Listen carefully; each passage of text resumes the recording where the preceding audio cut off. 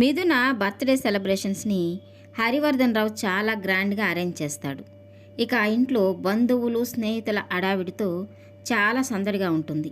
ఇక మిథున లంగా ఓణి వేసుకుని చాలా అందంగా రెడీ అయ్యి మేడ మీద నుంచి దిగొస్తూ ఉంటుంది. ఇక ఒక దేవకన్యలాగా అందంగా కనిపిస్తున్న మిథునాని దేవ అలాగే కళ్ళార్పకుండా చూస్తూ ఉంటాడు. ఇక మిథునతో పాటు ఉన్న అలంకృత చూస్తున్నావక్క, బావ నిన్ను ఎలా కళ్ళార్పకుండా చూస్తున్నాడో అని అంటూ ఉంటుంది. ఇక మిథున అయితే చాలా సిగ్గుపడిపోతూ ఉంటుంది. ఇంతలో మిథున ఫ్రెండ్స్ తన దగ్గరికి వచ్చి తనని విష్ చేస్తూ ఉంటారు. ఇక దూరంగా నిలబడి దేవ అలాగే మిథునని చూస్తూ ఉంటాడు. ఇక హరివర్ధన్ రావు తన ఇంటికి వస్తున్న బంధువుల్ని స్నేహితుల్ని రిసీవ్ చేసుకుంటూ చాలా హడావిడిగా ఉంటాడు. ఇక అక్కడే ఉన్న మిథునని అలాగే చూస్తూ తన పక్కనే ఉన్న లలితతో చెప్తూ ఉంటాడు. చూస్తున్నావా లలిత, నా కూతురు ఒక యువరాణిలాగా ఉంది. నా కూతురు నా ఊపిరి. తను అలా నవ్వుతూ ఉంటే నా ఆయుష్ ఇంకా పెరుగుతూ ఉంటుంది. తను ఇంట్లో తిరుగుతుంటే ఇల్లంతా సందడిగా వెలుగులతో నిండిపోతుంది. నా కూతురు నాకు దూరం అయితే ఈ ఇంటికి ఉన్న వెలుగంతా పోయినట్టే అని అంటుంటాడు. ఇక లలిత, అలాంటి పరిస్థితి మీకు ఎప్పటికీ రాదండి.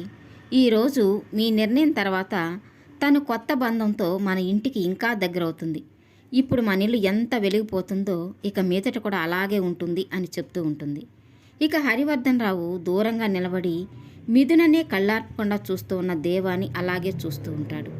ఇక త్రిపుర ఫ్రెండ్స్ కూడా వచ్చి త్రిపురని పలకరిస్తూ ఉంటారు.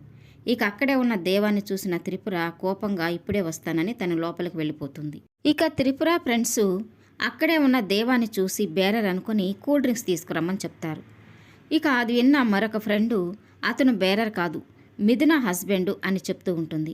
ఇక త్రిపుర ఫ్రెండ్స్ అయితే, అతను మిథున హస్బెండ్ ఏంటి, తను తాళి కట్టించుకుని వెళ్ళిపోయింది అంటే అతను ఒక రేంజ్లో ఉంటాడనుకున్నాను. ఇతనేంటి ఇలా ఉన్నాడు, అతని అవతారము, అతను ఎంత చీప్గా ఉన్నాడేంటి, అచ్చం రౌడీలాగా ఉన్నాడు. మిథునాకు 1% కూడా అతను సరిపోడు. హరివర్ధన్ రావు ఇంట్లో ఫంక్షన్ అంటే ఎలా ఉండాలి, ఇంత చీప్గా ఉన్నాడేంటి ఇతను, అందులోనూ భార్య పుట్టినరోజు అంటే ఇంత చీప్ డ్రెస్ వేసుకుంటారా, పని వాళ్ళు కూడా మంచి డ్రెస్ వేసుకుంటారు, ఇతనేంటి ఇలా ఉన్నాడు అని దేవా వినేలాగా మాట్లాడుతూ ఉంటుంది. ఇక ఆ మాటలు విన్న మిథున నేరుగా అక్కడికి వచ్చి వాళ్ళ వంక చాలా సీరియస్గా చూస్తూ దేవా చేయి పట్టుకొని తన గదిలోకి తీసుకెళ్తుంది. ఇక దేవాకి సూటు వేసుకోమని చెప్పి తనని అందంగా రెడీ చేస్తుంది. ఇక తన చేయి పట్టుకొని ఎవరైతే దేవాని అవమానించి మాట్లాడారో వాళ్ళ ముందు తీసుకొచ్చి నిలబెడుతుంది. ఇక వాళ్ళైతే దేవాని అలాగే చూస్తూ నోరెళ్ళబెడుతూ కళ్ళు పెద్దవి చేసి చూస్తూ ఎంత హ్యాండ్సమ్గా ఉన్నాడు అని అనుకుంటూ ఉంటారు.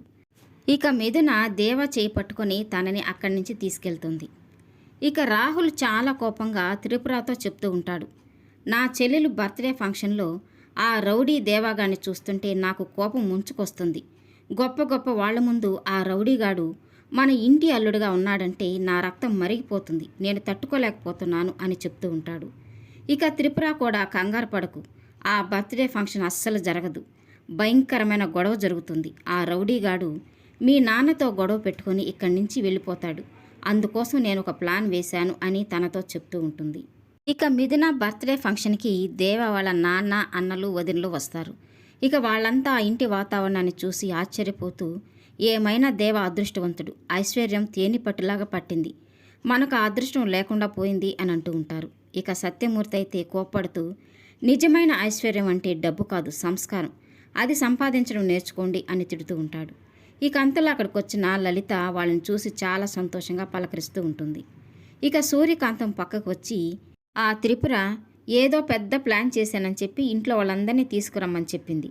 ఆవిడ ప్లాన్ ఏంటో, ఎప్పుడు ఏం చెప్తుందో, ఏం మంట పెడుతుందో దానికి తగ్గట్టుగా నేను పెట్రోల్ పోసి మంటను పెద్ద చేయాలని చెప్పింది. ఏం చేయాలో ఏమో, నాకు పిచ్చి టెన్షన్గా ఉంది అని అనుకుంటూ ఉంటుంది.